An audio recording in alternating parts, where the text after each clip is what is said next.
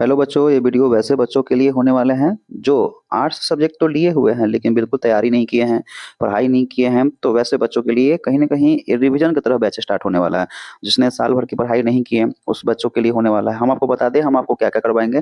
तो पहले तो जानिए सर, इस बैच का नाम क्या है। सर, इस बैच का जो नाम है उसका नाम है संपूर्ण क्रांति बैच, ठीक है। और संपूर्ण क्रांति बैच में आपको पता होगा कि सर संपूर्ण क्रांति एक भाषण है जो आपके सिलेबस में हिंदी में पढ़ना भी है, जो जयप्रकाश नारायण है ना, जयप्रकाश नारायण जी के द्वारा कहीं ना कहीं इसका एक भाषण दिया गया था और वो भी बिहार के धरती से दिया गया था। और बिहार का धरती कहीं दूर नहीं, वो पटना के गांधी मैदान में ही तो कहीं ना कहीं दिया गया था, गांधी मैदान से कहीं ना कहीं दिया गया था। ये संपूर्ण क्रांति कहीं ना कहीं भाषण दिया गया था। और आपको बता दें इस बैच में हम आपको क्या क्या करवाएंगे। इस बैच में आपको करवाएंगे जो बच्चे पढ़ाई किए हैं तो उनका रिवीजन हो जाएगा, लेकिन जो बच्चे पढ़ाई नहीं किए हैं तो उनके रिवीजन के अलावा क्या होगा, जान लीजिए रिवीजन तो होगा ही होगा लेकिन वो पहली बार पढ़ाई भी कर लेगी, इतने कम समय में पढ़ाई कर लेगी। इसीलिए अगर आप बिल्कुल भी पढ़ाई नहीं किए हैं या पढ़ाई किए भी हैं तो आप रिवीजन की तरह कहीं ना कहीं इस वीडियो को आप देखिए, बिल्कुल पूरा का पूरा ही चीज हम आपको पढ़ा देंगे, ठीक है। देखिए आपको बता दें सबसे पहले हम शुरुआत करेंगे, पॉलिटिकल साइंस भी पढ़ाएंगे आपको, रोज हिस्ट्री भी पढ़ाएंगे और कहीं ना कहीं ज्योग्राफी भी पढ़ाएंगे और हिंदी भी पढ़ाएंगे। कम से कम 4 सब्जेक्ट तो आपको कवर कर ही देंगे। अगर चारों में मेनली कोई कहा जाए तो पॉलिटिकल साइंस, हिस्ट्री और ज्योग्राफी। जिस बच्चा का है एकदम विश्वास कीजिए आपका नंबर बहुत बेहतरीन आएगा, है ना।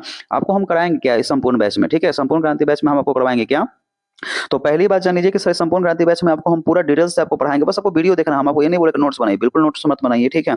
हम आपको डिटेल्स में पढ़ाएंगे। बस समझने से, इसको देखिए डिटेल्स में पढ़ाने से क्या होगा कि आपकी समझ बढ़ेगी और जब समझ बढ़ेगी तो आप ऑब्जेक्टिव का, आप सब्जेक्टिव का क्वेश्चन बड़ी अच्छे से कर पाइएगा, ठीक है। आपको हम बता दें थोड़ा सा सिलेबस कि आपके सिलेबस के अनुसार सर इसमें 2 किताबें, एक ऐसी राजनीतिक पढ़ना है जो पूरे विश्व के बारे में पढ़ना है और एक ऐसी राजनीतिक पढ़ना है जो सिर्फ भारत से संबंधित पढ़ना है। और आपको एक बात बता दें कि सर विश्व की बात कहा जाए, समकालीन विश्व की राजनीति की बात कहा जाए तो इसमें भी आपको 9 चैप्टर पढ़ना है। और अगर भारत की बात कहा जाए तो भारत की कहानी में भी आपको 9 चैप्टर पढ़ना है, ठीक है। भारत की जब पॉलिटिकल साइंस पढ़िएगा तो आपको पढ़ाएंगे देश की आजादी के बाद पढ़ना है, तब तो नाम है ना स्वतंत्र भारत की राजनीति, ठीक है। इसमें भी टोटल 9 चैप्टर होने वाले हैं और उसमें भी टोटल 9 चैप्टर होने वाले हैं। सबसे पहला चैप्टर का जो शुरुआत करेंगे उसका नाम है शीत युद्ध का दौर, है ना। इसको इंग्लिश में कहते हैं कोल्ड वार एरा कहा जाता है ना। एक चैप्टर है शीत युद्ध का दौर, सबसे पहला है। दूसरा में पढ़ाएंगे दो ध्रुवीयता का अंत पढ़ाएंगे। तीसरा का नाम है समकालीन विश्व में अमेरिकी वर्चस्व के बारे में पढ़ना है। चौथा का नाम है सत्ता का वैकल्पिक केंद्र है। पांचवा का नाम है समकालीन दक्षिणी एशिया है। छठा का नाम है सर अंतर्राष्ट्रीय संगठन है। सातवां चैप्टर का नाम है समकालीन विश्व में सुरक्षा है। आठवां चैप्टर का नाम है पर्यावरण और प्राकृतिक संसाधन है। नौवें चैप्टर का नाम है वैश्वीकरण। वैश्वीकरण समझ में आता है।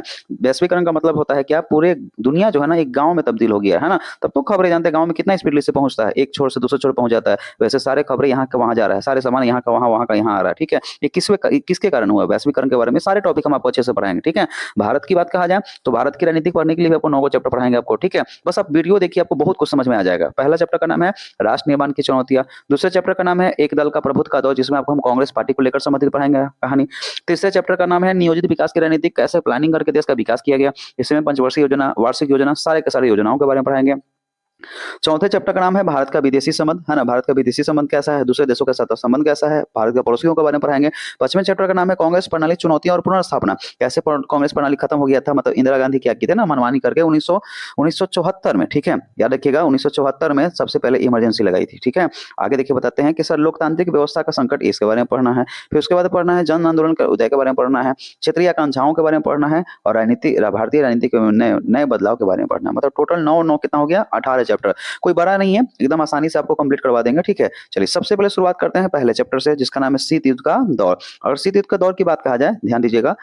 देखिए शीत युद्ध का दौर की बात कहा जाए तो इसका शुरुआत करते हैं हम अपने नोट से। और जान लीजिए सर शीत युद्ध के बारे में पढ़ने से पहले आप थोड़ा सा वर्ल्ड मैप जान लीजिए। वर्ल्ड मैप के बारे में आपको थोड़ा बहुत तो आइडिया होगा ही होगा। वर्ल्ड मैप की बात कहा जाए तो आपको इतना आइडिया होगा कि सर पूरे दुनिया में पहले 8 महादेश थे। आठ एक ऐसा महादेश है जो जिसका नाम था जिलैंडिया, वो अब लगभग डूब गया है। वहीं पर एक छोटा सा देश बसा हुआ जिसका नाम है न्यूजीलैंड, दिख रहा है आपको यहाँ पे न्यूजीलैंड, ठीक है।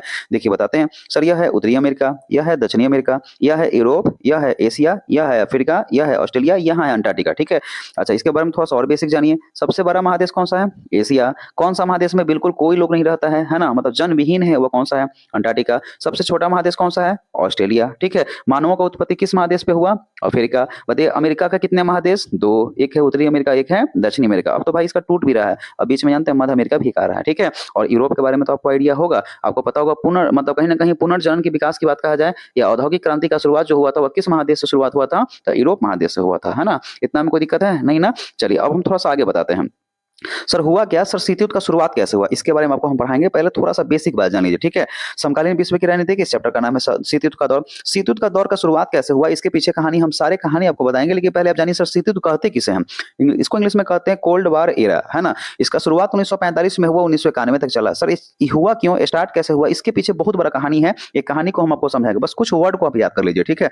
जैसे शीत युद्ध का दौर की बात कहा जाए, शीत युद्ध का शुरुआत 1945 में हुआ और खत्म 1991 में हुआ, ठीक है। जान लीजिए शीत युद्ध का मतलब होता है क्या, कि नहीं युद्ध नहीं शांति। कभी कभी पड़ोस के साथ ऐसा होता होगा, या किसी मामले में ऐसा होता है कि ना तो आप खुलेआम उससे लड़ सकते हैं और नहीं आप अपने घर में शांत रह सकते हैं, है ना। तो ऐसे जब ऐसा सिचुएशन आएगा, ऐसे सिचुएशन को ही कहते हैं शीत युद्ध। उसको कहते हैं शीत मतलब ठंडा, युद्ध मतलब गर्मा गर्मी, ठीक है। नहीं तो सर ठीक ठाक से हम ठंडे रह पा रहे हैं और नहीं गर्मा गर्मी मतलब युद्ध हो पा रहा है, ऐसी इसी को कहते हैं नहीं युद्ध नहीं शांति, इसी को कहते हैं सर शीत युद्ध, ठीक है। होता क्या है इसके बारे में थोड़ा परिभाषा भी जान लीजिए। जब दो या दो से अधिक देशों के बीच में तनावपूर्ण माहौल हो जाए, जैसे भारत पाकिस्तान का माहौल हमेशा तनावपूर्ण रहता है, जब दो या दो से अधिक देशों के बीच में तनावपूर्ण माहौल रहे जिसमें सभी को लगे कि अब युद्ध होने वाला है लेकिन युद्ध होता नहीं है, ऐसे सिचुएशन को कहते हैं शीत युद्ध। एक बार फिर से समझें, हम आपको बता दें, जब दो या दो से अधिक देशों के बीच में तनावपूर्ण माहौल रहे, लगे दुनिया वालों को लगे कि अब युद्ध होने वाला है लेकिन अब युद्ध होता नहीं है, जिसमें सभी को लगे कि अब युद्ध होगा लेकिन कभी युद्ध होता नहीं है, ऐसे सिचुएशन को कहते हैं शीत युद्ध। तो आपके मन में आएगा सर कौन कौन सा ऐसा देश है जो ऐसा ऐसा काम किया है, तो हम आपको बता दें दुनिया में दो शेर पैदा हुआ था, ठीक है। एक याद रखिएगा, विचारधारा का लड़ाई है, ठीक है। एक सर है अमेरिका और एक है यूएसएसआर, इस सब के बारे में पढ़ाएंगे। ये वर्तमान में 15 देश में टूट गया और इसमें फाइनल सर रूस सबसे मतलब रूस ही सब तब्दील हो गया, यूएसएसआर का मतलब रूस हो गया। और ये तो जानवे करते हैं यूनाइटेड स्टेट ऑफ अमेरिका आज भी अमेरिका है ना। आज दुनिया में सुपर पावर कोई है तो वो कौन है, अमेरिका। बस अब वीडियो में बने रहिए, वीडियो को देखिए, आपको बहुत कुछ समझ में आ जाएगा, ठीक है। चलिए थोड़ा सा आगे बताते हैं, शीत युद्ध का मतलब समझ गए, थोड़ा सा ऑब्जेक्टिव में बताइएगा। शीत युद्ध कब से कब तक चला, तो 1945 1991 के बीच में चला था, ठीक है। शीत युद्ध का मतलब क्या होता है, नहीं युद्ध नहीं क्या है शांति। जब भी दो देशों के बीच में तनावपूर्ण माहौल हो जाए, है ना, तो ऐसे सिचुएशन को क्या कहते हैं शीत युद्ध। जैसे आपका पड़ोसी के साथ लड़ाई हो गया, ठीक है, और पड़ोसी ना आप खुद मतलब खुल के लड़ पा रहे हैं, ठीक है, और ना कहीं शांत रह पा रहे हैं, तो ऐसे सिचुएशन को क्या कहिएगा, शीत युद्ध कहिएगा, ठीक है। चलिए इसकी शुरुआत जो हुआ था ध्यान दीजिएगा, एक तरफ से आपको दिख रहा होगा यहाँ पे कि सर एक तरफ से अमेरिका का यहाँ नाम है यूएसए, एक है सर यूरोप और एक है यूएसएसआर, ठीक है। देखिए एकदम बीचों बीच में है सर यूरोप, इसके इधर साइड में जो है ना, देखिए मैप देखने का आपको आइडिया होगा, ऊपर वाला भाग को उत्तर कहा जाता है, नीचे वाला भाग को दक्षिण कहा जाता है, ऊपर उत्तर नीचे दक्षिण, ऊपर उत्तर नीचे दक्षिण। इधर साइड जो होता है ना, दाहिने साइड जो होता है वो पूरब होता है और बामे साइड जो होता है वो पश्चिम होता है। इसका मतलब समझिएगा कि अगर विश्व की भी बात कहा जाए, ठीक है, तो बीचों बीच में अगर यूरोप है, मध्य में यूरोप है, तो पश्चिम साइड में अमेरिका है ना, और पूरब साइड में यूएसएसआर है ना। तो इसीलिए जानते हैं दो गुट बना। फिर से समझिए हम क्या बोले, बीचों बीच में अगर यूरोप है, बीचों बीच में अगर यूरोप है, ठीक है, तो इसके पश्चिम में अमेरिका है, तो इसे हम नाम देंगे बाबू पश्चिमी ग्रुप। क्या नाम देंगे, पश्चिमी ग्रुप। और इसे हम नाम देंगे पूर्वी ग्रुप। क्या नाम देंगे, पूर्वी ग्रुप। तो आपसे हम सवाल पूछेंगे या पूछेगा एग्जाम में भी कि पूर्वी गुट में कौन सा देश था, तो आप बताइएगा यूएसएसआर। पश्चिमी गुट में कौन सा देश था, यूएसए, है ना। अब थोड़ा सा फुल फॉर्म जान लीजिए, यूएसए का फुल फॉर्म क्या होता है, तो यूनाइटेड स्टेट ऑफ अमेरिका। क्या नाम है, यूनाइटेड स्टेट ऑफ है अमेरिका, ठीक है।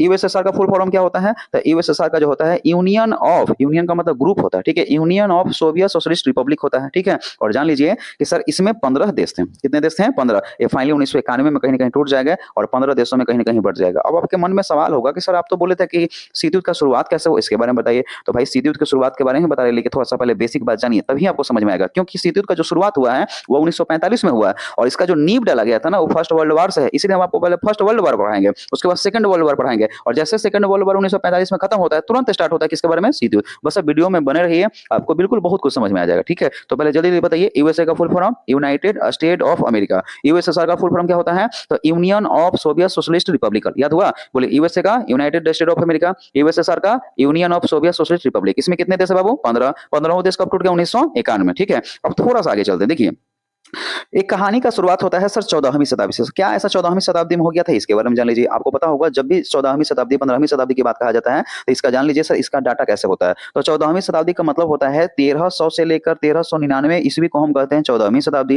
जैसे अगर यहाँ 15वीं शताब्दी होता तो कन्फर्म एक घर जाइए, तो मतलब 1400 से लेकर 1499 को हम क्या कहेंगे बताइए, 15वीं शताब्दी। तो जल्दी से बता दीजिए 2000 से लेकर 2099 के बीच में जो होगा इसे कौन सा शताब्दी कहेंगे। अभी हमारे यहाँ 2025 चल भी रहा है, ठीक है, तो सर इसे हम कहेंगे 21वीं शताब्दी। कौन सा सर सदी, 21वीं सदी। समझ में आ गया? तो देखिए इस सारा कहानी का जो खेल खेला गया सर 14वीं शताब्दी से स्टार्ट होता है। हुआ ऐसा क्या? तो 14वीं शताब्दी में यूरोप महादेश में आपको पता होगा पुनर्जागरण, सब लोग अपने देश के बारे में सोचने का शुरुआत मतलब सबसे पहले किस महादेश में हुआ? यूरोप महादेश में, ठीक है? तो अपने देशों के हित में सोचना, अपने देशों के बारे में सोचना और अपने देश को आजाद करना, किसी गुलाम रहना नहीं। और समझिएगा जब आजाद हो गए सब लोग अपने देश के बारे में सोचने लगे तो जानते हैं डेवलपमेंट की बात हुआ। जब डेवलपमेंट की बात हुआ तो वे सारे काम पहले जो कहीं ना कहीं हाथों से होता था अब वो मशीनों के द्वारा होना शुरू हो गया, और मशीनें से जब काम होना शुरू होती है उसी को तो कहते हैं औद्योगिकरण। क्या कहते हैं? औद्योगिकरण। तो जल्दी जल्दी बता दीजिए औद्योगिकरण सबसे पहले किस महादेश में हुआ? यूरोप महादेश में। किस महादेश में? यूरोप में। तो यूरोप महादेश में पुनर्जागरण हुआ जिसमें औद्योगिकरण का विकास हुआ, और जब औद्योगिकरण हुआ सबसे पहले यूरोप महादेश में तो सभी यूरोपीय देश अन्य कमजोर देशों को खोजना शुरू कर दिए। क्योंकि आप ऐसे दिमाग लगाइए यूरोप महादेश में मान लीजिए कि 38 गो देश है या 50 गो देश है, ठीक है? तो बताइए 50 देशों के यहाँ तो कंपनी खुला हुआ है, तो क्या वो अपने यहाँ जिसके यहाँ कंपनी खुलता है क्या उसी के यहाँ सामान बिकता है? नहीं, सब देश के यहाँ कंपनी है तो सर सामान बेचने के लिए नया नया देश चाहिए ना, और वही जानते हैं कहीं ना कहीं सब देशों का खोज हुआ, और उसी में वो अपना भारत भी देश है जो सबसे पहले 1498 में, समझिएगा 1498 में वास्को डी गामा नामक एक व्यक्ति भारत में मतलब केरल के कालीकट जगह पे पहुंचा था, ठीक है? ये सब चीज है। अब थोड़ा सा आगे हम और बढ़ जाते हैं तो यहाँ लिखा हुआ है क्या कि सर सभी यूरोपीय देश अन्य कमजोर देशों को खोज रहा था। क्यों खोज रहा था पता है? इसलिए खोज रहा था कि कमजोर देशों के पास तो पूंजी नहीं है, मशीनें नहीं है, तो क्या क्या करेंगे? तो करेंगे क्या? वहां से कच्चा माल लाएंगे, ठीक है? और सस्ते दामों पर कच्चा माल लाएंगे और पके हुए माल को पके हुए सामानों को उसी देश में कमजोर देश में ही कहीं ना कहीं बेचेंगे। मतलब डबल लूट है ना, सस्ते दाम पर खरीदना और महंगे दाम पर कहीं ना कहीं बेचना। और इसी में जानते हैं इसी के जाल में फंसा हुआ था अपना भारत। भारत भी गुलाम हो गया किसका? तो इंग्लैंड का। ये सब कहानी पढ़ाएंगे। क्या इतना बात आपको समझ में आया? अभी हम शुरुआत नहीं किए शीत युद्ध के बारे में, बस अब वीडियो में बने रहिए, आपको हम बताते हैं। 14वीं शताब्दी की बात बता दी है ना। आगे देखिए उद्देश्य की बात कहा जाए, आखिर क्यों ये सब लोग कमजोर देशों को खोज किया करते थे? तो उद्देश्य के बाद जान लीजिए सर, उद्देश्य यह था यूरोपियनों का कि हम अपना धर्म का प्रचार करें। और आपको पता होगा ये लोग ईसाई धर्म को मानते थे, ठीक है? ईसाई धर्म का प्रचार करने की बात करते थे, व्यापार करना चाहते थे, है ना? और सभी कमजोर देशों को, है ना, जिसका मतलब जो उनसे कमजोर है ना, सभी देशों को उपनिवेशवाद बनाना चाहते हैं। उपनिवेशवाद का मतलब होता है सर कोई देश, कोई बड़े मजबूत देश, कोई विकसित देश कमजोर देशों को गुलाम बना ले, उसे कहते हैं उपनिवेशवाद। तो जल्दी से बता दीजिए भारत भी उपनिवेशवाद बना हुआ था, तो किस देश का बना हुआ था? इंग्लैंड का। किस देश का बना हुआ था? इंग्लैंड का, ठीक है? हमारे यहाँ अंग्रेज तो राज करते थे, तो कौन से देश से आए थे? इंग्लैंड से आए थे, ठीक है? अब आगे देखिए बताते हैं। अब यूरोप में एक और बात क्या हुआ कि सर जानते हैं अमेरिका का एक सबसे पुराना विचारधारा था। अच्छा पहले जब राजा महाराजा का भी शासन था तो हर एक काम कहीं ना कहीं प्राइवेट जैसा होता था, ठीक है? तो जान लीजिए कि सर अमेरिका का एक नया विचारधारा नहीं, अमेरिका का बहुत पुराना विचारधारा था, उसका नाम था पूंजीवादी। पूंजीवादी का मतलब होता है क्या? हर काम तो होगा, रोड बनेगा, गली बनेगा, स्कूल बनेगा, हॉस्पिटल बनेगा, सब काम होगा, दुकान उकान सब होगा, लेकिन सबके सब जानते हैं प्राइवेट होता है ना। तो ऐसे विचारधारा को कहते हैं पूंजीवादी। यहीं पर हम समझाते हैं दुनिया में दो विचारधारा था, एक था पूंजीवादी और एक था समाजवादी। एक था पूंजीवादी और एक था समाजवादी। समझ में आ गया? पूंजीवादी विचारधारा में क्या हुआ था सर, यहाँ हर चीज प्राइवेट होता था, और समाजवादी विचारधारा में क्या होता है तो हर एक क्या होता है, हर एक सामान क्या होता है? सरकारी। हर एक काम क्या होता है? सरकारी, है ना? समाजवादी विचारधारा में हर एक काम सरकार करेगा, और पूंजीवादी विचारधारा में हर एक काम प्राइवेट लोगों के द्वारा किया जाएगा। अगर अपने देश की बात कहा जाए तो भाई अपने देश में मिश्रित अर्थव्यवस्था है। कौन सी अर्थव्यवस्था है? मिश्रित। सबसे जबरदस्त जानते अर्थव्यवस्था किसी देश का है तो वो अपना भारत का है, क्योंकि सर यहाँ पूंजीवादी विचारधारा भी है और यहाँ समाजवादी विचारधारा है। बोलिए सर एग्जाम्पल बता दीजिए। तो आप देखिए ना, हॉस्पिटल को देखिए, प्राइवेट हॉस्पिटल भी है तो सरकारी हॉस्पिटल भी है, स्कूल को देखिए तो प्राइवेट स्कूल भी है तो सरकारी हॉस्पिटल मतलब सरकारी स्कूल भी है। तो ये सब चीजें हैं, है ना? तो अगर कहा जाए तो यूरोप में क्या हुआ, यहाँ का जानते हैं विचारधारा कैसा हो गया? पूंजीवादी। मतलब हर एक चीज क्या हो गया था? प्राइवेट हो गया था। सर इससे क्या हुआ देखिए, मतलब प्राइवेट चीजों होने से क्या होता है, पूंजीवादी विचारधारा होने से क्या फायदा हुआ? तो जानते हैं हर एक व्यक्ति चाह कि हम अपना अपना कंपनी खोले और अपना अपना कहीं ना कहीं पैसा कमाए। पैसा कमाने के चक्कर में सब देश पैसा कमाने के चक्कर में बताइए हर देश अगर प्राइवेट, हर एक काम प्राइवेट हो रहा है, ठीक है? जैसे देखते हैं ना दुकान जो होता है सर वो प्राइवेट होता है, हर इंसान चाहता है कि हम अपना दुकान खोले, ठीक है? और बताइए यही सरकारी हो जाता तो सरकार कौन सा दुकान खोलता? दो खोले, चारों खोले, ऐसा होता है, ठीक है? तो बताइएगा इसमें क्या होता है ना, व्यापार का बढ़ावा देना होता है, ठीक है? निजीकरण का बढ़ावा दिया जाता है। और इसमें देखिए मतलब अभी हम बता रहे पूंजीवादी विचारधारा में क्या होता है, जैसे ही पूंजीवादी विचारधारा की बात कहा जाएगा तो उसमें व्यापार की बढ़ावा दिया जाता है, क्योंकि हर इंसान व्यापार करना चाहता है, सब लोग स्वतंत्र है, ठीक है? और निजीवादी का बढ़ावा होता है, मतलब हर वो चीज प्राइवेट होगा। तीसरा क्या है, सरकार का कोई इसमें हस्तक्षेप भी होता नहीं है। और जब सरकार का इसमें कोई हस्तक्षेप नहीं है, ठीक है, कोई रुकावट नहीं है, तो जल्दी बता दीजिए पूंजीवादी विचारधारा में लोगों का डेवलपमेंट होगा कि नहीं होगा? होगा। अरे भाई जितने मार्केट में दुकान देखते हैं क्या वो सरकारी है? बिल्कुल नहीं, सबके सब प्राइवेट है, तब ना जबरदस्त पैसा कमाता लोग है, ठीक है? तो व्यापार का बढ़ावा जो होता है वो पूंजीवादी विचारधारा में होता है, ठीक है? इतना समझ में आया? अभी हम आपको शीत युद्ध के बारे में बताया बिल्कुल नहीं। अब हम बताते हैं कि शीत युद्ध का शुरुआत कैसे हुआ, ठीक है भाई? ध्यान दीजिएगा। इस युद्ध का जो शुरुआत होता है ये फर्स्ट वर्ल्ड वॉर से शुरुआत होता है। आप पढ़े होंगे 9th क्लास 10th क्लास में पढ़े होंगे फर्स्ट वर्ल्ड वॉर का शुरुआत कैसे कैसे हुआ, कैसे कैसे क्या हुआ। तो हम आपको बता दें, देखिए फर्स्ट वर्ल्ड वॉर हुआ क्यों, आप क्या पढ़े नहीं पढ़े हमें तो नहीं पता, लेकिन हम अपने तरफ से आपको बताया था। बस वीडियो में बने रहे हैं, ठीक है। अगर वीडियो आपको स्पीड कम लग रहा होगा तो बिल्कुल आप स्पीड बढ़ा दीजिए और वीडियो बस देखते रहिए, बस देखिएगा तो आपको बहुत कुछ समझ में आपको आ जाएगा, ठीक है। आपको रट्टा मारने का कोई चीज नहीं, हम आपको हर वो चीज समझाते चलेंगे। देखिए शुरुआत करते हैं सर, शीत युद्ध का जो शुरुआत हुआ था वो फर्स्ट वर्ल्ड वॉर से हुआ था। प्रथम विश्व युद्ध की बात कहा जाए, इसकी शुरुआत 1914 में हुआ है और खत्म कब हुआ, 1918 में। फाइनली ये 4 साल तक चला था, 4 साढ़े 4 साल होता है, नवंबर में खत्म होता है, ठीक है, ध्यान दीजिएगा। तो देखिए 1914 में कहीं ना कहीं शुरुआत हुआ, 1918 में खत्म हुआ। और हुआ क्या, फर्स्ट वर्ल्ड वॉर होने का बहुत बड़ा कारण भी है, ठीक है। फर्स्ट वर्ल्ड वॉर होने का कारण क्या है कि यूरोप महादेश में, अच्छा यूरोप महादेश की बात बताएं, यहाँ बहुत सारे देश हैं, सबके यहाँ पूंजीवादी विचारधारा है, तो सबके यहाँ पैसा है, कोई किसी से कम नहीं है, ठीक है। और यही लोग थे ना दूसरे देश को गुलाम बना रहे थे। तो यूरोप महादेश में एक देश है जिसका नाम है ऑस्ट्रिया, ऑस्ट्रेलिया नहीं, ऑस्ट्रेलिया अलग है, ऑस्ट्रिया अलग है, ठीक है। तो यूरोप महादेश में एक देश है जिसका नाम है ऑस्ट्रिया, और ऑस्ट्रिया के एक राजकुमार थे जिनका नाम था ड्यूक फर्डिनेंड। क्या नाम है, ड्यूक फर्डिनेंड, बोलते चलिए साथ में। यूरोप महादेश में एक देश है जिसका नाम है ऑस्ट्रिया, और ऑस्ट्रिया के राजकुमार का नाम क्या था, ड्यूक फर्डिनेंड। और ड्यूक फर्डिनेंड की जानते हैं बोस्निया, बगल का ही एक देश है जिसका नाम है बोस्निया। किसका पड़ोसी, ऑस्ट्रिया का। तो ऑस्ट्रिया का ही एक पड़ोसी देश है जिसका नाम है बोस्निया, और बोस्निया की राजधानी कहाँ है बताइए, सेरोजोवो। क्या लिखा हुआ है, सेरोजोवो। तो हुआ क्या कि एक बार दोनों के बीच में संबंध बड़ी अच्छा था, पड़ोसी थे, संबंध अच्छा था। तो एक बार ऑस्ट्रिया के राजकुमार ड्यूक फर्डिनेंड जानते हैं बोस्निया की राजधानी सेरोजोवो में बस घूमने के लिए गए, और जैसे ही बोस्निया की राजधानी सेरोजोवो में घूमने के लिए गए, यहाँ पे जब घूमने गए तो पता है यहीं पर इस राजा का हत्या कर दिया गया। अच्छा जल्दी बता दीजिए किस देश का राजा थे, तो बोलिएगा सर ऑस्ट्रिया के राजा थे। किस देश में मारे गए, तो बोस्निया की राजधानी सेरोजोवो मारे गए। और बताइए मरे ये व्यक्ति इस देश में, बोस्निया में,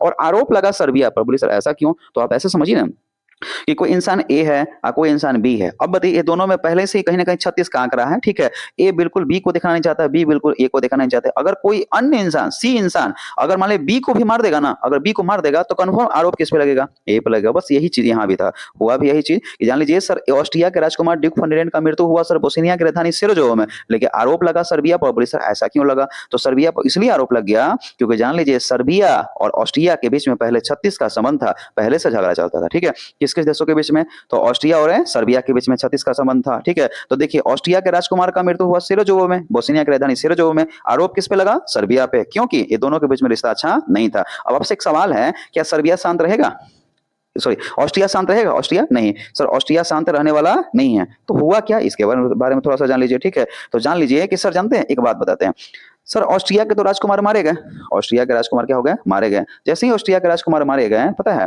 ये बेचारा अपना ही तकलीफ में थे, समझे ना। तब जानते हैं इसके पड़ोसी एक देश है जिसका नाम है जर्मनी। क्या नाम है, जर्मनी। ऑस्ट्रिया के पड़ोसी देश का नाम क्या है, जर्मनी। और जर्मनी पता है ऑस्ट्रिया को भड़का रहा है कि भाई देखो तुम्हारे यहाँ का राजा मारा गया और तुम शांत हो, तुम्हारे यहाँ का राजा मारा गया और तुम एकदम क्या हो, शांत हो, ठीक है। ये कहाँ का राजा बोल रहा है, कहाँ के लोग बोल रहा है, जर्मनी। किसको भड़का रहा है, ऑस्ट्रिया को, ठीक है, ऑस्ट्रिया को भड़का रहा है, का राजा मारा गया तुम शांत हो, ठीक है।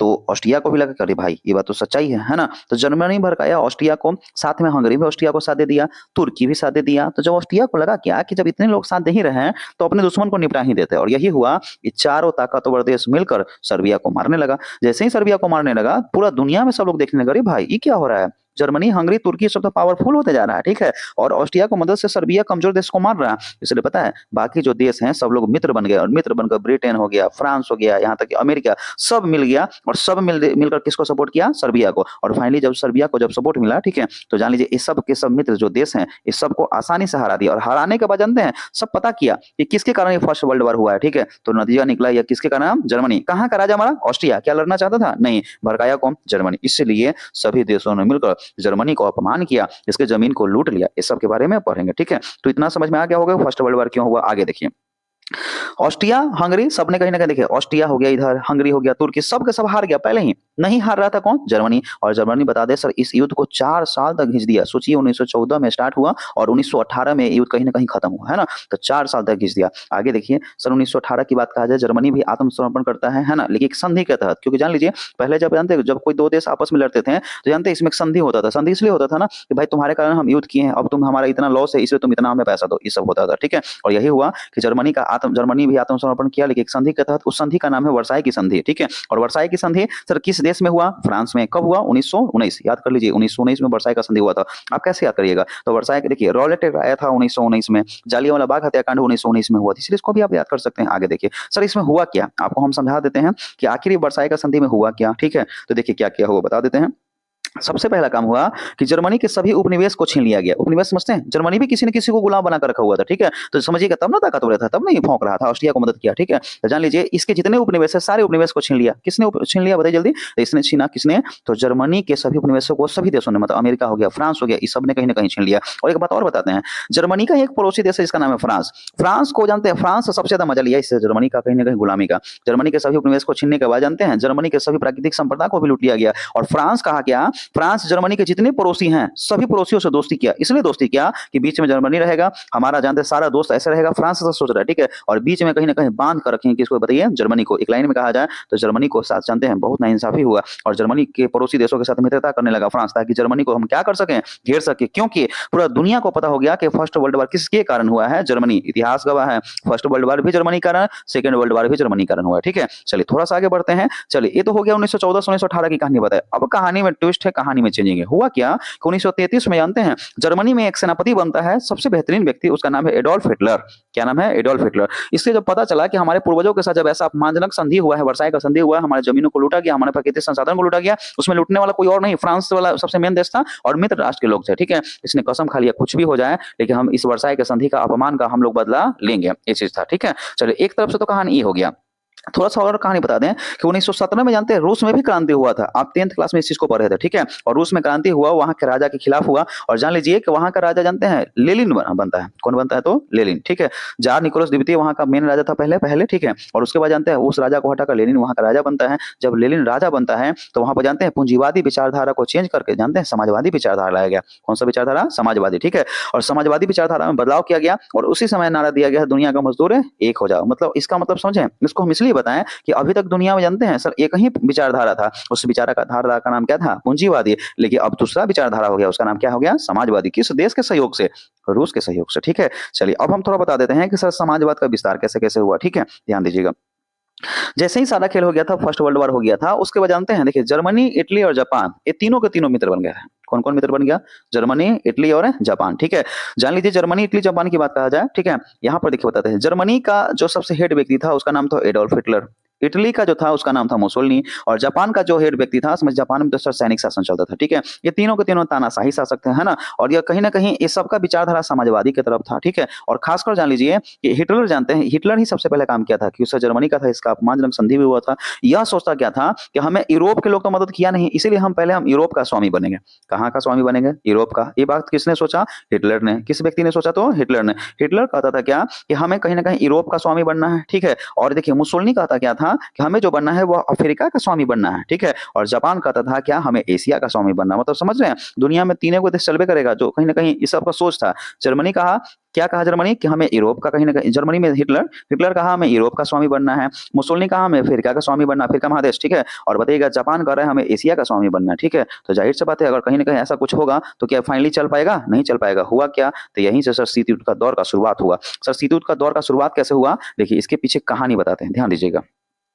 सर कहानी यह है कि जानते हैं जर्मनी में जो हिटलर था वह यूरोप का स्वामी बनने के चक्कर में, मुसोलिनी अफ्रीका का स्वामी बनने के चक्कर में, है ना? जापान जो है एशिया का स्वामी बनने के चक्कर में सर ये तीनों आपस में मिल गए। और जब तीनों आपस में मिल गए तो इनका कहना क्या था कि कुछ भी हो जाए हमें स्वामी बनना है तो बनना है। इसके चक्कर में जानते हैं इसने सोचा कि काम करते पहले पड़ोसी को मारते हैं तब ना पूरे यूरोप देश में कहीं ना कहीं राज होगा, ठीक है? जानते हैं जर्मनी अपने पड़ोसी को पीटना शुरू कर दिया, इटली अपने पड़ोसी को पीटना शुरू कर दिया और जापान अपने पड़ोसी को पीटना शुरू कर दिया। अब जब इतने लड़ाई झगड़ा होना शुरू हो गया तो दुनिया में सब देश क्या टुकुर टुकुर देखेंगे? नहीं, सब लोगों को लगा अच्छा इस सेकंड वर्ल्ड वॉर करना चाहता है जर्मनी फिर से, ठीक है? और जान लीजिए जब सेकंड वर्ल्ड वॉर करना चाहते हैं तो ये तीनों देश सबसे सेंटर में आ गए, इसीलिए इसको हम ध्रुव देश कहते हैं या ध्रुव राष्ट्र कहते हैं, ध्रुव राष्ट्र कहा जाता है, ठीक है? और जान लीजिए कि बाकी ये तीनों के अलावा जो लोग मित्र बन गए और मित्र बनकर ये तीनों से लड़ाई की जर्मनी, इटली, जापान से, उससे कहा गया मित्र, इसे कहा गया मित्र राष्ट्र। क्या कहा गया? मित्र राष्ट्र, ठीक है? तो दुनिया दो खेमों में बट गया, एक हो गया धुरी राष्ट्र था, सॉरी, एक था धुरी राष्ट्र और एक था बताइए मित्र राष्ट्र, ठीक है? तो ये दो गोद बन गए। अब देखिए शीत युद्ध का दौर का शुरुआत कैसे होता है, ध्यान दीजिएगा।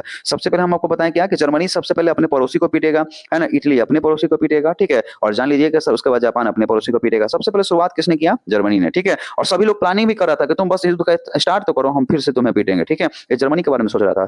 जर्मनी अपने पड़ोसी देश पोलैंड पर जैसे ही आक्रमण करता है 1 सितंबर 1939 को, उसी दिन से दुनिया में सेकंड वर्ल्ड वॉर का क्या हो गया, शुरुआत। जो शुरुआत होता है 1939 में और खत्म होता है 1945 में, मतलब 1939 से लेकर 1945, ठीक है। और अभी तो हम आपको बताएं कि इस समय बताइएगा दुनिया कितने भागों, सॉरी, ये पूरा जो दुनिया जो है वो 2 भागों में बंटकर कहीं ना कहीं युद्ध कर रहा था। एक धुरी राष्ट्र, मतलब वह देश जो युद्ध को शुरुआत किया था, उसमें कौन कौन सा था, इटली, जर्मनी, जापान।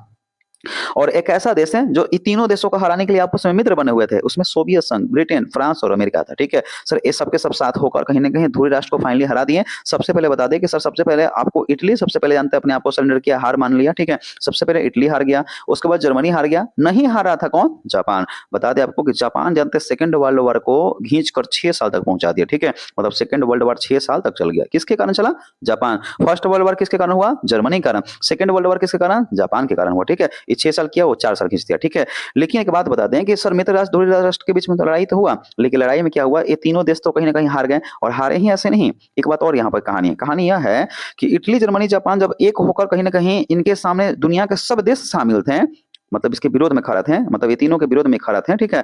तो पता है अमेरिका टुकुर टुकुर देख रहा था। तो जापान को एहसास हुआ कि सब लोग हमारा दुश्मन है, तो अमेरिका क्यों दुश्मन नहीं होगा, ठीक है। हो सके कि हम सब लोग जब बर्बाद हो जाएं तो पूरी पृथ्वी पर आज किसका हो जाए, अमेरिका का। इसीलिए जापान जानते हैं क्या करता, अमेरिका के पर्ल हार्बर, एक जगह अमेरिका के एक शहर है पर्ल हार्बर, ठीक है। वहां पर सैनिकों का अड्डा है, ठीक है। और वही सैनिकों के अड्डा पर सबसे पहले परमाणु बम यही जापान गिराया। जापान सबसे पहले परमाणु बम गिराया अमेरिका के पर्ल हार्बर पर, ठीक है। जैसे ही परमाणु बम गिराता है जब अमेरिका के पर्ल हार्बर पर, इसका सैनिक अड्डा सारा का सारा बर्बाद हो गया। अब तो अमेरिका इस चीज को नाक पर ले लिया और अमेरिका कसम खा लिया कुछ भी हो जाए लेकिन जापान को छोड़ना नहीं है। और इसी गुस्सा में पता है सर, जान लीजिए अमेरिका ने जापान के 2 शहर पर परमाणु बम गिराया, ठीक है। अब थोड़ा सा वो भी जान लीजिए, परमाणु बम सर किसके ऊपर गिरा, पहले गिरा अमेरिका के ऊपर। अमेरिका का कौन सा जगह पे गिरा बताइए, अभी हम बताएं तो पर्ल हार्बर पर गिरा। लेकिन जब जानते हैं अमेरिका जब इस युद्ध में शामिल हो गया मित्र राष्ट्र की तरफ से, ठीक है, तो जापान के ऊपर बम गिराया और जापान पे 2-2 बार बम गिराया, ठीक है।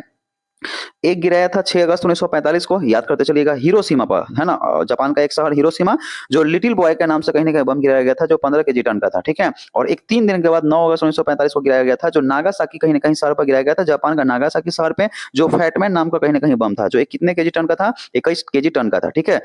एक था 15 केजी का, एक था 21 केजी का। एक बात और बताते हैं, अमेरिका एक और बम गिराने वाला था जानते हैं, एक 11 अगस्त को, लेकिन उससे पहले ही पता चल गया कि जापान अब अपने आप को सरेंडर करने वाला। फाइनली एक लाइन में कहा जाए तो जानते हैं यहाँ पर सर सेकंड वर्ल्ड वॉर क्या हो गया, समाप्त हो गया। लेकिन जब सेकंड वर्ल्ड वॉर शुरुआत हो खत्म हुआ तो यहाँ पर सर शीत युद्ध का शुरुआत हुआ। अभी सबसे मेन पॉइंट है आखिर शीत युद्ध का शुरुआत कैसे हो गया। देखिए तो एक कहानी का शुरुआत यहाँ मित्र राष्ट्रों में होता क्या है सर, मित्र राष्ट्र को देखा जाए तो एक तरफ से था यूएसएसआर, एक तरफ से ब्रिटेन, फ्रांस और अमेरिका। जान लीजिए यहाँ देखा गया क्या, यूएसएसआर में विचारधारा तो चेंज हो गया था, इसका नाम था समाजवादी, और ये तीनों का विचारधारा सेम था, उसका नाम था पूंजीवादी। होता क्या था कि अमेरिका पता है कुछ भी डिसीजन लेता था, जैसे जापान के ऊपर परमाणु बम गिराने वाला था, जापान के ऊपर बम गिराने वाला था, तो ये बात पता है अमेरिका फ्रांस और ब्रिटेन को कहता था, लेकिन नहीं कहता था किसको, सोवियत संघ को। अब सोवियत संघ को बहुत बुरा लगा क्या कि भाई तुम कहते हो कि हम तुम्हारा मित्र हैं और मित्र बनकर कहीं ना कहीं लड़ रहे हो, लेकिन मित्र बनकर लड़ भी रहे हो तो लेकिन फिर भी हमें तुम बताते नहीं हो कि हम क्या करने वाले नहीं करने वाले हैं। इसीलिए जान लीजिए सोवियत संघ को एहसास हो गया कि कन्फर्म हमारा समाजवादी का कहीं ना कहीं जो विचारधारा आया है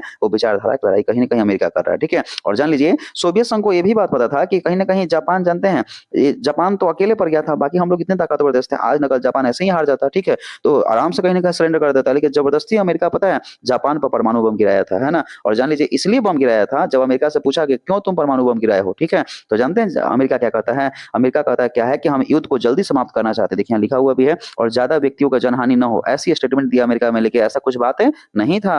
बात तो यह था ना कि जान लीजिए कि यह अमेरिका जो है यह सोवियत संघ को दिखाना चाहता था, क्या दिखाना चाहता था कि भाई तुम हमारा मित्र ही तो हो लेकिन तुम्हारा विचारधारा अलग है, हमारा विचारधारा अलग है। देखो हम तुम्हारे युद्ध में मित्र बनकर जब आए तो कितना जल्दी हम जापान को हरा दिए, मतलब दुनिया में जानते हो तुम्हारा विचारधारा से हमारा विचारधारा ताकतवर है। मतलब अमेरिका का विचारधारा कौन सा था, पूंजीवादी। सोवियत संघ का विचारधारा कौन सा था बताइए, समाजवादी। तो जानते हैं अमेरिका दिखाया सोवियत संघ को, कहा कि तुम हमारा मित्र बनकर तो लड़े हो लेकिन तुम्हारा विचारधारा से हमारा विचारधारा कहीं ना कहीं मजबूत है। इसका मतलब समझ रहे हैं, मित्र बनकर लड़ रहे हैं लेकिन फिर भी जानते हैं आपसी कहीं ना कहीं मतभेद हो गया, और यही मतभेद आगे चलकर सर शीत युद्ध का शुरुआत करता है। और ये दोनों देशों में ऐसा खनक हो गया कि कन्फर्म है कि विचारधारा का लड़ाई शुरू हो गया। अमेरिका अपना विचारधारा का प्रचार किया, सोवियत संघ अपना विचारधारा का प्रचार किया, और नतीजा यह निकला कि जान लीजिए कि सर दोनों के बीच में कहीं ना कहीं तालमेल नहीं बैठा। और जानते हैं सर दुनिया में एक और युद्ध का स्टार्ट हो गया जिसका नाम है शीत युद्ध। किसके किसके बीच में हुआ, सोवियत संघ और अमेरिका। समझ में आ गया होगा, दोनों मित्र बनकर लड़ रहे थे, लेकिन क्या फिर भी मित्रता थी, नहीं। मित्रता सर समझिए सिर्फ युद्ध के लिए सिर्फ नाम का था। बाकी जानते हैं अमेरिका जानते हैं बम गिरा कर और इसके ऊपर इसको दिखा रहा है, इसको यूएसएसआर को दिखा रहा है कि देखो तुमसे हम कितने ताकतवर हैं, है ना? तो जब तक था तब तक युद्ध जीता नहीं है, लेकिन हम आए बम गिराए और तुरंत जीत गए। इसका मतलब अमेरिका दिखा रहा है कि हम तुमसे क्या है, ताकतवर है। इसी समय से स्टार्ट होता है दोनों के बीच में विचारधारा की लड़ाई। इसी को कहते हैं शीत युद्ध का समय। ठीक है, अब आपको समझ में आ गया होगा सर शीत युद्ध किसके किसके बीच में चला। तो शीत युद्ध जो चला सर वो दो देशों के बीच में चला, एक तरफ से अमेरिका और एक तरफ से यूएसएसआर। ठीक है, अब बताते हैं, देखिए जब शीत युद्ध चला तो लोगों को एहसास हुआ कि अब लगता है कि अमेरिका और यूएसएसआर आपस में कहीं ना कहीं भिड़ न जाए, कहीं लड़ न जाए। इसीलिए एक संस्था का निर्माण हुआ जिसका नाम है यूएनओ। याद करते चलिएगा, यूएनओ को जो स्थापना हुआ 24 अक्टूबर 1945 को हुआ है और यह संयुक्त राष्ट्र संघ के नाम से कहीं ना कहीं प्रसिद्ध हुआ है। यूनाइटेड नेशन ऑर्गेनाइजेशन कहा जाता है, इसका फुल फॉर्म है। ठीक है, इसका स्थापना बस इसलिए हुआ है कि जानते हैं पूरे दुनिया में शांति स्थापित कर सके, और पूरा दुनिया में शांति स्थापित करने के लिए कौन सी संस्था बनी हुई है, यूएनओ। ठीक है, और विश्व में शांति बनाए रखने के लिए शीत युद्ध का शुरुआत हुआ और दुनिया दो गुटों में बट गया। ऊपर भी बताते हैं, एक है पश्चिमी गुट और एक है पूर्वी गुट। पश्चिमी गुट के लीडर कौन है, अमेरिका, और पूर्वी गुट के लीडर कौन है, यूएसएसआर। सर अमेरिका को कहा जाता है पहली दुनिया, ऑब्जेक्टिव में से पूछता है, याद रखिएगा। ठीक है, यूएसएसआर को क्या कहते हैं, दूसरी दुनिया। यहाँ का विचारधारा क्या है, उदारवादी, लोकतंत्र और पूंजीवादी। यहाँ का विचारधारा जो है वो समाजवादी और साम्यवादी है। ठीक है, जब दो गुटों में बट गया था पूरा दुनिया, ठीक है, ध्यान दीजिएगा, दो विचारधारा आ गया था, एक था सर समाजवादी, एक था पूंजीवादी का विचारधारा और एक था समाजवादी का विचारा। तो जितने जानते हैं सेकंड वर्ल्ड वॉर के समय जानते हैं, ध्यान दीजिएगा, सेकंड वर्ल्ड वॉर के समय, सेकंड वर्ल्ड वॉर 1939 से लेकर 1945 तक बीच में चला था। तो कितने ऐसे देश जानते हैं उस समय आजाद हुए थे, उसी में अपना भारत देश भी है। अब जानते हैं भारत देश या भारत के अलावा कितने ऐसे देश 1947 में आजाद हुआ था। ठीक है, तो कितने ऐसे देश जिनका सोच क्या था कि अब हम किसी के इशारों पर नहीं चलने वाले हैं। ठीक है, और जो लोग किसी के इशारों पर नहीं चले उसके लिए भारत के अलावा बहुत से ऐसा देश है जो जानते हैं गुट निरपेक्ष नाम का एक ग्रुप बनाए, है ना, यहाँ देखिए लिखा हुआ है ना, गुट निरपेक्ष नाम का एक ग्रुप बनाए, और गुट निरपेक्ष इसे कहा गया तीसरी दुनिया। तो आप जल्दी याद भी कर लीजिए, पश्चिमी गुट किस दुनिया में, पहली दुनिया।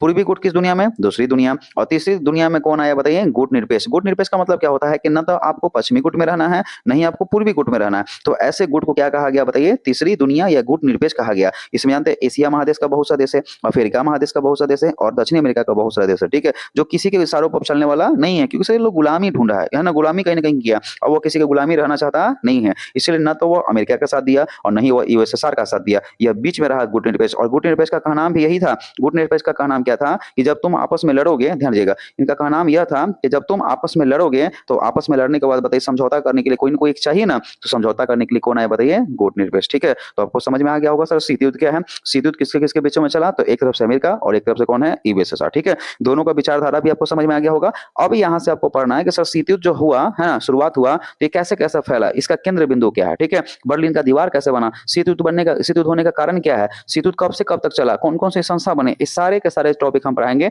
लेकिन हम आपको नेक्स्ट वीडियो में, बस एक वीडियो और बनने वाला है, उस वीडियो में आपको पूरा का पूरा कंप्लीट आपको करवा देंगे। ठीक है, तब तक के लिए आप इस वीडियो को बार बार देखते रहिए। मिलते हैं नेक्स्ट वीडियो में, तब तक के लिए जय हिंद, जय भारत, धन्यवाद।